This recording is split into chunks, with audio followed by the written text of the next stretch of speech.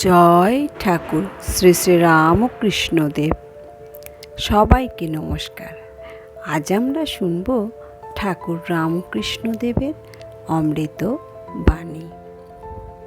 শ্রী রামকৃষ্ণদেব বলতেন, যেখানে আলো সেখানে অন্ধকারের জায়গা নেই।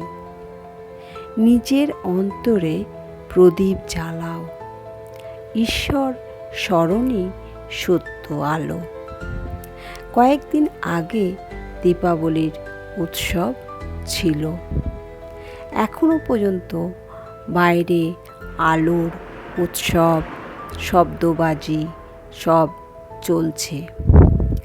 আলো আর অন্ধকারের চিরন্তন লড়াই। বাইরে প্রদীপ জ্বালানো শুধু একটা রীতি নয়, এটা একটা প্রতীক। আমাদের অন্তরের অন্ধকার দূর করে আলোর পথে এগিয়ে যাওয়ার সংকল্প। জয় ঠাকুর শ্রী রামকৃষ্ণদেব।